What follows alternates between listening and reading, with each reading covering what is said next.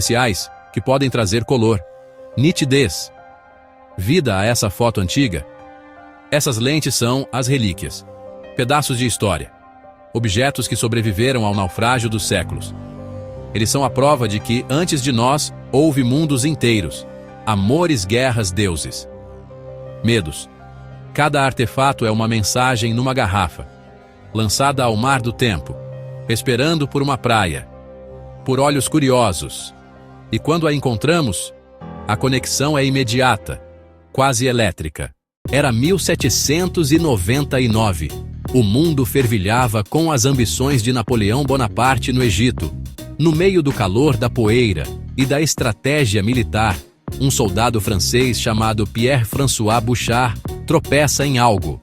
Não era ouro, não eram joias, era uma laje de pedra escura pesada com inscrições estranhas.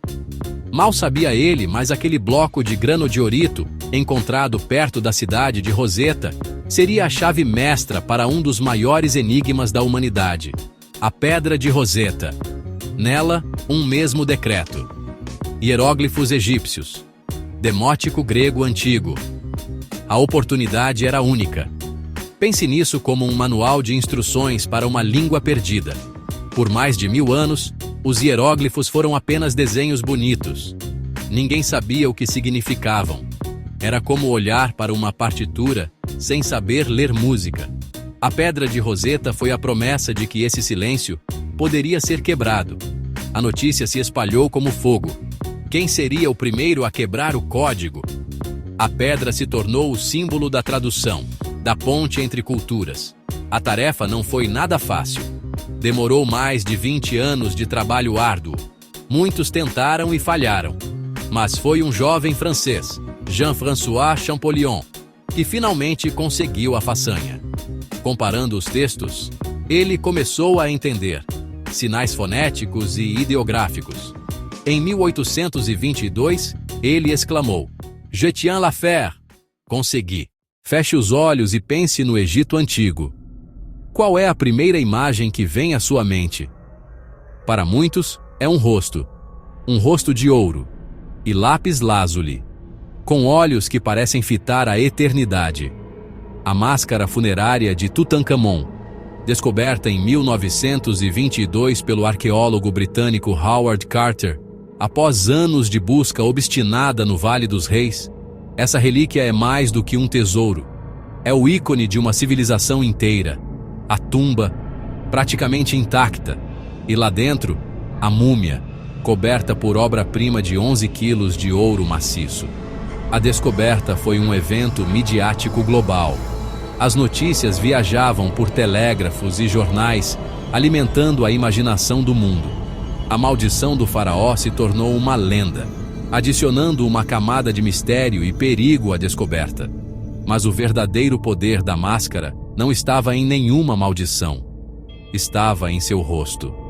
Pela primeira vez, face a face, com um governante de mais de 3.300 anos.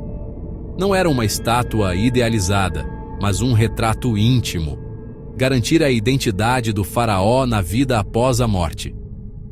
Você consegue imaginar o assombro de Carter ao ser recebido por aquele olhar dourado? A máscara nos ensinou muito sobre a arte, a riqueza e as crenças do Egito. Ouro considerado a carne dos deuses, e lápis lazuli, associado aos céus e ao divino, cobra e abutre na testa, barba postiça que o conecta a Osíris, o senhor do além. O olhar de Tutankhamon continua a nos cativar. Um elo de ouro entre o nosso mundo e o dele. Imagine ser um jovem pastor de ovelhas. Estamos em 1947, no deserto da Judéia, perto do Mar Morto. Um de seus animais se perde. Você o procura entre as rochas e penhascos áridos. Ao atirar uma pedra, ouve um som inesperado, o de um vaso de cerâmica se quebrando. A curiosidade fala mais alto. Lá dentro, jarros antigos contendo rolos de pergaminho e papiro. Esse foi o começo da descoberta dos manuscritos do Mar Morto. Esses pergaminhos, escritos principalmente em hebraico, aramaico e grego, eram a biblioteca de uma seita judaica, provavelmente os essênios. escondidos para protegê-los da invasão romana que destruiu Jerusalém em 70 d.C., preservados pelo clima seco e escuro. É como se uma biblioteca inteira tivesse sido congelada no tempo. Incluem as cópias mais antigas da Bíblia hebraica, como um rolo quase completo de Isaías, 1000 anos mais antigo que qualquer versão conhecida. Eles nos deram uma janela sem precedentes para o judaísmo na época de Jesus. Diferentes grupos, diferentes interpretações da lei, diferentes expectativas messiânicas, diferentes visões sobre o fim dos tempos. Ao comparar os rolos antigos com versões medievais, a fidelidade surpreende. O texto é vivo, mas a essência foi preservada. A descoberta, iniciada por um pastor e uma pedra, abriu um novo campo de estudo e aprofundou o diálogo entre fé e história. Quem diria que uma ovelha perdida poderia levar a um tesouro de sabedoria tão imenso? Na primavera de 1974, de repente, a pá de um deles bateu em algo sólido. Não era uma rocha, era a cabeça de um guerreiro de argila. A ponta do iceberg de um exército subterrâneo colossal. Milhares de soldados, cavalos e carruagens de terracota, em formação de batalha, guardavam o túmulo de Qin Shi Huang, o primeiro imperador da China. Ele unificou a China, padronizou a escrita, a moeda e as medidas e iniciou a Grande Muralha. O mausoléu, um universo em miniatura, onde continuaria a governar. Produção em massa com toque artesanal, partes moldadas e depois montadas. Cabeças, orelhas, cabelos e expressões individualizados à mão. Originalmente coloridos, a pintura se perdeu ao contato com o ar. Imagine o espetáculo. Um exército realista enterrado no escuro. Não há dois guerreiros iguais. Um exército de indivíduos. Monumento à ambição imperial e aos incontáveis artesãos. A tumba central, com rios de mercúrio e mapa celeste, segue intocada. O exército é a guarda externa. O que mais estará escondido? Ensina sobre a busca por controle, até mesmo sobre a morte, e sobre mobilizar um esforço coletivo que ecoa pela eternidade. Eles não falam, mas sua presença imponente conta uma história épica. Pausa. No ano de 1900, um grupo de mergulhadores de esponjas gregos foi surpreendido por uma tempestade e se abrigou perto da ilha de Antiquítera. Elias Stadiates emergiu em pânico, falando de cadáveres no fundo do mar. Eram estátuas de bronze e mármore de um naufrágio romano do SEC.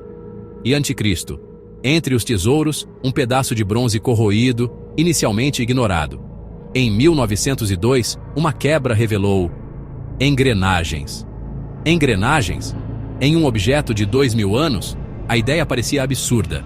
Com raios-x e tomografia, os segredos começaram a surgir. Pelo menos 30 engrenagens interligadas. Era um computador analógico.